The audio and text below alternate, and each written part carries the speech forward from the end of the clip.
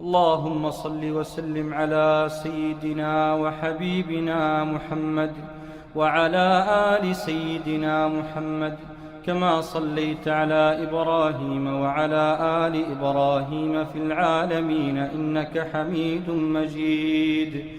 اللهم صل وسلم عليه في كل وقت وحين. اللهم صل وسلم عليه في العالمين إلى يوم الدين. بسم الله الرحمن الرحيم والصلاة والسلام على سيدنا محمد وعلى آله وصحبه أجمعين. Donc on poursuit notre série Shama'il Muhammadiyya. Alors le chapitre 11 intitulé Ma ja'a fi na'li Rasulillahi sallallahu alayhi wa sallam, c'est-à-dire ce que portait le prophète sallallahu alayhi wa sallam dans ses pieds. Donc le hadith dit il était Jardawayni la haqibalan. Jardawayni, c'est-à-dire sans poil au-dessus,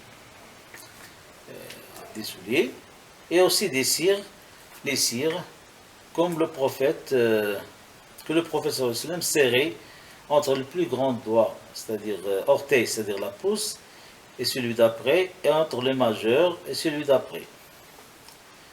Aussi le prophète sallallahu alayhi wa sallam nous a recommandé de toujours mettre une paire de chaussures ou de na'al, c'est-à-dire ou bien tous les deux couverts, ou bien pieds nus. On ne peut pas porter une comme ça et comme ça. Ok. Aussi, faudrait-il toujours entamer la droite en premier, après la gauche, dans la mesure du possible, bien sûr. Parfois, on voit les gens sortir de la mosquée, mais le soulier gauche, enfin la paire gauche, la paire droite, il est un peu plus loin. Donc, en allant la chercher, peut-être ça va gêner les gens en arrière. Donc, dans la mesure du possible, à la limite, on peut commencer par la gauche. Mais il est préférable de commencer par la droite, dans la mesure du possible, comme on a dit. Alors, chapitre 12, Ma ja'a fi dhikri khatami rasulillahi sallallahu alayhi wa sallam. En fait, on devrait distinguer la bague qui était gravée, le khatam an-nubuwa, qui était gravé dans le corps shérif du prophète sallallahu alayhi wa sallam, et les autres cas. Donc, khatam an-nubuwa, c'est automatiquement ce qui est gravé dans le jism shérif, le corps shérif de Nabi sallallahu alayhi wa sallam. Le deuxième cas de figure, il y a deux cas de figure. On va voir d'abord ça. Alors, lorsque le prophète sallallahu alayhi wa sallam envoyait ses messagers aux gens, ou bien responsables, ou bien diplomètes non arabophones, ça peut dire, c'est-à-dire qui ne parlent pas en arabe, c'est-à-dire ce qu'on appelle l'ajam, ils n'acceptent pas ces lettres. Pourquoi? Ils devraient être cachés. C'est général, hein? Eux, ils veulent que chaque responsable, ou bien qu'il envoie une lettre cachetée. C'est pour cela qu'il en met un cachet. On l'appelle khatam. Alors il y avait trois lignes. Muhammadun Rasulu Allah. Trois lignes. Muhammadun Rasulu Allah. Donc il cachetait les lettres destination des non arabophones. Voilà, donc alors là on passe au chapitre 13 justement. Vous savez déjà, c'est vraiment enchaîner les Shama'il Muhammadiyya.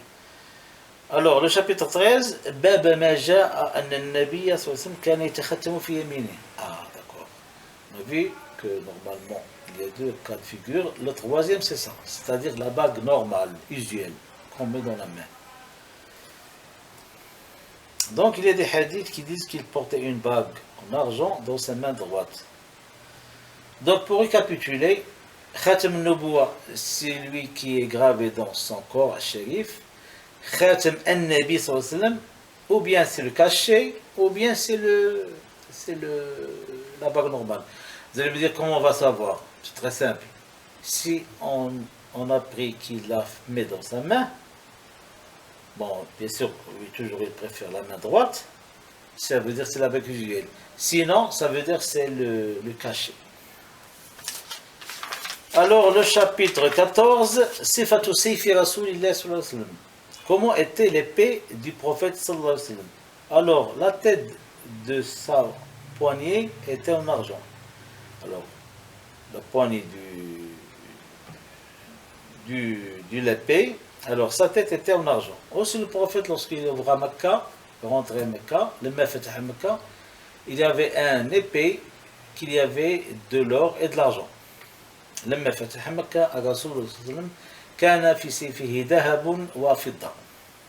Chapitre 15. ما جاء في صفة درع رسول الله صلى الله عليه وسلم. Alors, dir, c'est le protège. On met que l'on met devant son corps pour se protéger. Alors, le jour de l'Ghazwa de Uhud, le prophète sallallahu alayhi wa sallam avait deux protèges. Alors, il les a concaténés. Il a mis un après l'un sur l'autre. Voilà.